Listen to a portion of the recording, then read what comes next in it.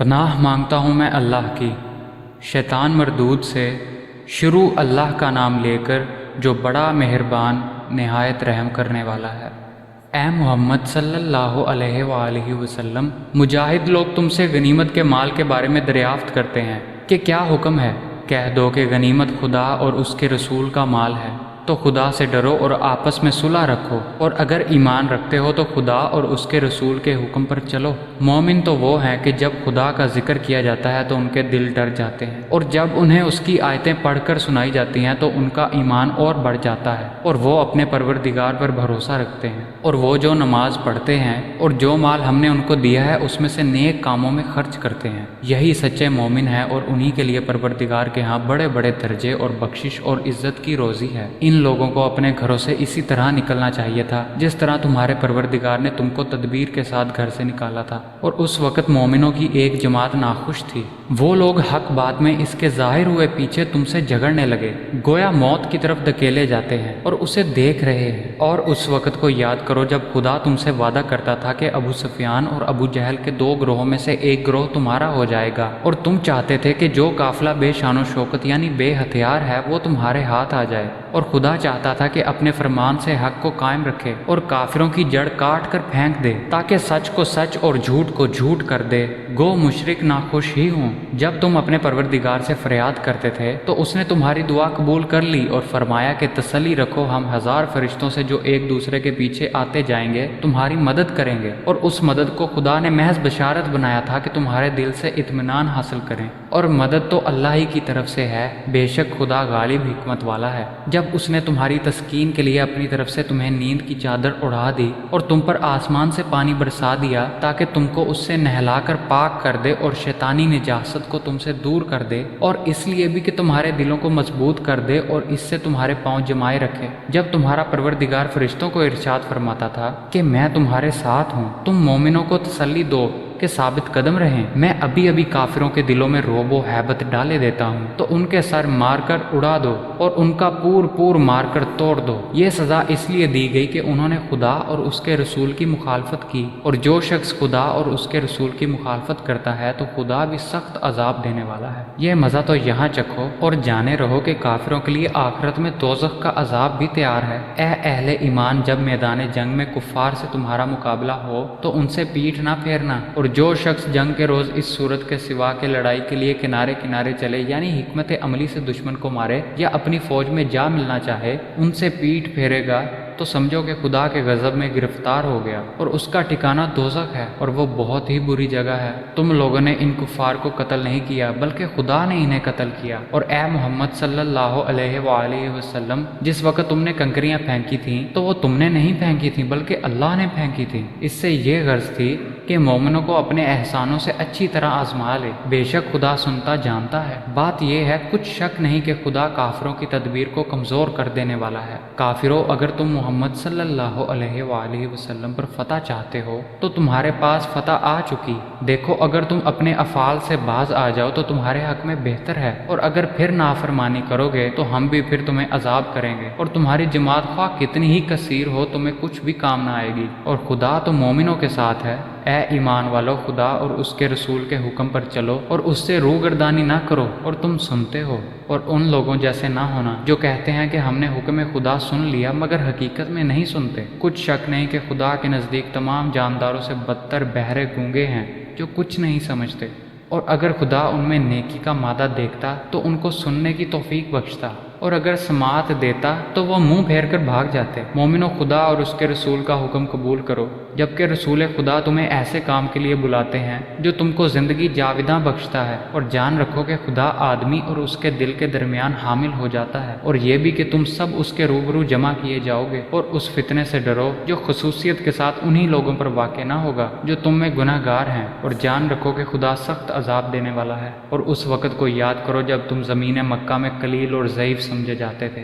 اور ڈرتے رہتے تھے کہ لوگ تمہیں اڑا نہ لے جائیں، تو اس نے تم کو جگہ دی اور اپنی مدد سے تم کو تقویت بخشی اور پاکیزہ چیزیں کھانے کو دیں تاکہ اس کا شکر کرو۔ اے ایمان والو، نہ تو خدا اور اس کے رسول کی امانت میں خیانت کرو اور نہ اپنی امانتوں میں خیانت کرو، اور تم ان باتوں کو جانتے ہو، اور جان رکھو کہ تمہارا مال اور اولاد بڑی آزمائش ہے۔ اور یہ کہ خدا کے پاس نیکوکاروں کا بڑا ثواب ہے۔ مومنو، اگر تم خدا سے ڈرو گے تو وہ تمہارے لیے امر فارغ پیدا کر دے گا، یعنی تم کو ممتاز کرے گا تو وہ تمہارے گناہ مٹا دے گا، اور خدا بڑا فضل والا ہے۔ اور اے محمد صلی اللہ علیہ وآلہ وسلم، اس وقت کو یاد کرو جب کافر لوگ تمہارے بارے میں چال چل رہے تھے کہ تم کو قید کر دیں یا جان سے مار ڈالیں یا وطن سے نکال دیں، تو ادھر تو وہ چال چل رہے تھے اور ادھر خدا چال چل رہا تھا، اور خدا سب سے بہتر چال چلنے والا ہے۔ اور جب ان کو ہماری آیتیں پڑھ کر سنائی جاتی ہیں تو کہتے ہیں یہ کلام ہم نے سن لیا ہے، اگر ہم چاہیں تو اسی طرح کا کلام ہم بھی کہہ دیں، اور یہ ہے ہی کیا، صرف اگلے لوگوں کی کہانیاں۔ اور جب انہوں نے کہا کہ اے خدا، اگر یہ قرآن تیری طرف سے برحق ہے تو ہم پر آسمان سے پتھر برسا یا کوئی اور تکلیف دینے والا عذاب بھیج، اور خدا ایسا نہ تھا کہ جب تک تم ان میں سے تھے انہیں عذاب دیتا، اور ایسا نہ تھا کہ وہ بخششیں مانگے اور انہیں عذاب دے، اور اب ان کے لیے کون سی وجہ ہے کہ وہ انہیں عذاب نہ دے جبکہ وہ مسجد محترم میں نماز پڑھنے سے روکتے ہیں، اور وہ اس مسجد کے متولی بھی نہیں، اس کے متولی تو صرف پرہیزگار ہیں لیکن ان میں اکثر نہیں جانتے۔ اور ان لوگوں کی نماز خانہ کعبہ کے پاس سیٹیاں اور تالیاں بجانے کے سوا کچھ نہ تھی، تو تم جو کفر کرتے تھے اب اس کے بدلے عذاب کا مزہ چکھو۔ جو لوگ کافر ہیں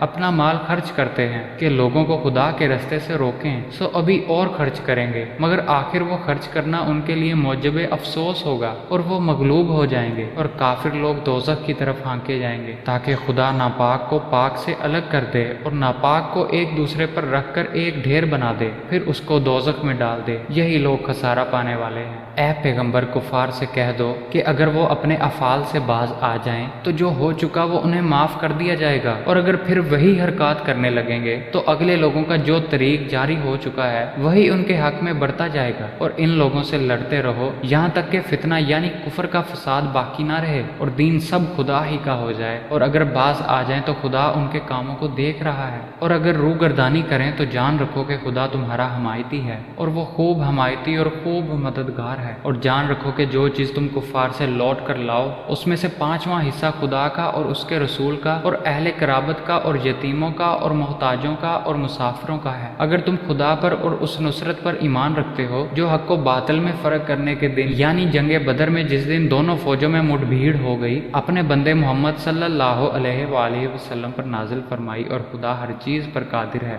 جس وقت تم مدینے سے قریب کے ناکے پر تھے اور کافر بعید کے ناکے پر، اور قافلہ تم سے نیچے اتر گیا تھا، اور اگر تم جنگ کے لیے آپس میں قرارداد کر لیتے تو وقت معین پر جمع ہونے میں تقدیم و تاخیر ہو جاتی، لیکن خدا کو منظور تھا کہ جو کام ہو کر رہنے والا تھا اسے کر ہی ڈالے، تاکہ جو مرے بصیرت پر یعنی یقین جان کر مرے، اور جو جیتا رہے وہ بھی بصیرت پر یعنی حق پہچان کر جیتا رہے، اور کچھ شک نہیں کہ خدا سنتا جانتا ہے۔ اس وقت خدا نے تمہیں خواب میں کافروں کو تھوڑی تعداد میں دکھایا، اور اگر بہت کر کے دکھاتا تو تم لوگ جی چھوڑ دیتے اور جو کام درپیش تھا اس میں جھگڑنے لگتے، لیکن خدا نے تمہیں اس سے بچا لیا، بے شک وہ سینوں کی باتوں تک سے واقف ہے۔ اور اس وقت جب تم ایک دوسرے کے مقابل ہوئے تو کافروں کو تمہاری نظروں میں تھوڑے کر کر دکھاتا تھا اور تم کو ان کی نگاہوں میں تھوڑے کر کے دکھاتا تھا، تاکہ خدا کو جو کام منظور کرنا تھا اسے کر ڈالے، اور سب کاموں کا رجوع خدا کی طرف ہے۔ مومنو، جب کفار کی کسی جماعت سے تمہارا مقابلہ ہو تو ثابت قدم رہو اور خدا کو بہت یاد کرو تاکہ مراد حاصل کرو، اور خدا اور اس کے رسول کے حکم پر چلو اور آپس میں جھگڑا نہ کرنا کہ ایسا کرو گے تو تم بزدل ہو جاؤ گے اور تمہارا اقبال جاتا رہے گا، اور صبر سے کام لو کہ خدا صبر کرنے والوں کا مددگار ہے، اور ان لوگوں جیسے نہ ہونا جو اتراتے ہوئے یعنی حق کا مقابلہ کرنے کے لیے اور لوگوں کو دکھانے کے لیے گھروں سے نکل آئے اور لوگوں کو خدا کی راہ سے روکتے ہیں، اور جو اعمال یہ کرتے ہیں خدا ان پر احاطہ کیے ہوئے ہے۔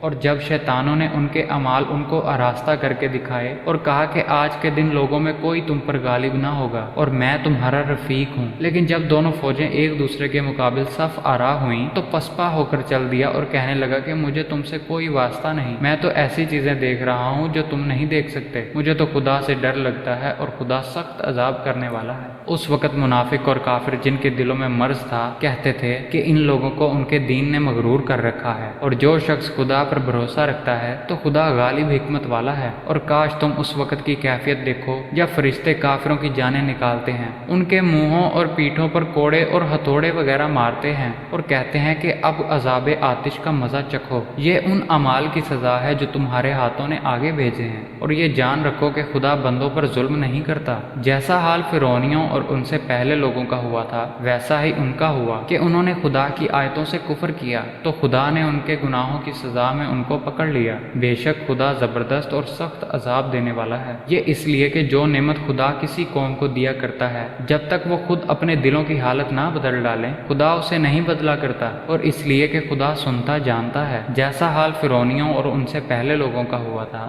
ویسا ہی ان کا ہوا، انہوں نے اپنے پروردگار کی آیتوں کو جھٹلایا تو ہم نے ان کو ان کے گناہوں کے سبب ہلاک کر ڈالا اور فرعونیوں کو ڈبو دیا، اور وہ سب ظالم تھے۔ جانداروں میں سب سے بدتر خدا کے نزدیک وہ لوگ ہیں جو کافر ہیں، سو وہ ایمان نہیں لاتے۔ جن لوگوں سے تم نے صلح کا عہد کیا ہے پھر وہ ہر بار اپنے عہد کو توڑ ڈالتے ہیں اور خدا سے نہیں ڈرتے۔ اگر تم ان کو لڑائی میں پاؤ تو انہیں ایسی سزا دو کہ جو لوگ ان کے پس پشت ہیں وہ ان کو دیکھ کر بھاگ جائیں۔ عجب نہیں کہ ان کو اس سے عبرت ہو۔ اور اگر تم کو کسی قوم سے دغا بازی کا خوف ہو تو ان کا عہد انہی کی طرف پھینک دو اور برابر کا جواب دو۔ کچھ شک نہیں کہ خدا دغا بازوں کو دوست نہیں رکھتا، اور کافر یہ نہ خیال کریں کہ وہ بھاگ نکلے ہیں۔ وہ اپنی چالوں سے ہم کو ہرگز عاجز نہیں کر سکتے، اور جہاں تک ہو سکے فوج کی جمعیت کے زور سے اور گھوڑوں کے تیار رکھنے سے ان کے مقابلے کے لیے مستعد رہو کہ اس سے خدا کے دشمنوں اور تمہارے دشمنوں اور ان کے سوا اور لوگوں پر جن کو تم نہیں جانتے اور خدا جانتا ہے ہیبت بیٹھی رہے گی، اور تم جو کچھ راہ خدا میں خرچ کرو گے اس کا ثواب تم کو پورا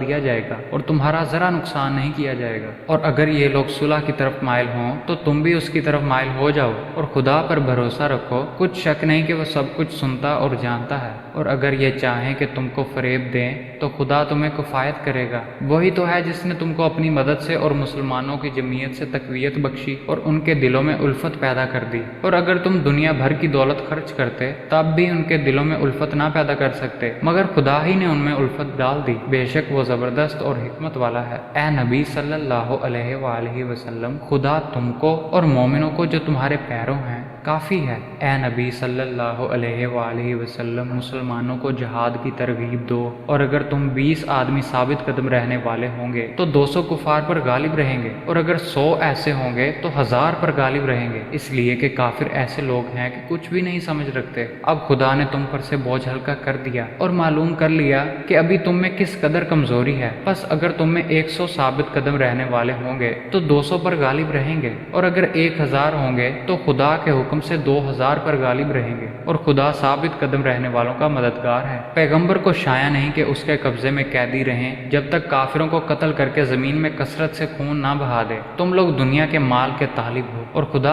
آخرت کی بھلائی چاہتا ہے، اور خدا غالب حکمت والا ہے۔ اگر خدا کا حکم پہلے نہ ہو چکا ہوتا تو جو فدیہ تم نے لیا ہے اس کے بدلے تم پر بڑا عذاب نازل ہوتا، تو جو مال غنیمت تمہیں ملا ہے اسے کھاؤ کہ وہ تمہارے لیے حلال طیب رہے، اور خدا سے ڈرتے رہو۔ بے شک خدا بخشنے والا مہربان ہے۔ اے پیغمبر، جو قیدی تمہارے ہاتھ میں گرفتار ہیں ان سے کہہ دو کہ اگر خدا تمہارے دلوں میں نیکی معلوم کرے گا تو جو مال تم سے چھن گیا ہے اس سے بہتر تمہیں عنایت فرمائے گا اور تمہارے گناہ بھی معاف کر دے گا، اور خدا بخشنے والا مہربان ہے۔ اور اگر یہ لوگ تم سے دعا کرنا چاہیں گے تو یہ پہلے ہی خدا سے دعا کر چکے ہیں، تو اس نے ان کو تمہارے قبضے میں کر دیا ہے، اور خدا دانا حکمت والا ہے۔ جو لوگ ایمان لائے اور وطن سے ہجرت کر گئے اور خدا کی راہ میں اپنے مال اور جان سے لڑے، وہ اور جنہوں نے ہجرت کرنے والوں کو جگہ دی اور ان کی مدد کی، وہ آپس میں ایک دوسرے کے رفیق ہیں۔ اور جو لوگ ایمان تو لے آئے لیکن ہجرت نہیں کی، تو جب تک وہ ہجرت نہ کریں تم کو ان کی رفاقت سے کچھ سروکار نہیں، اور اگر وہ تم سے دین کے معاملات میں مدد طلب کریں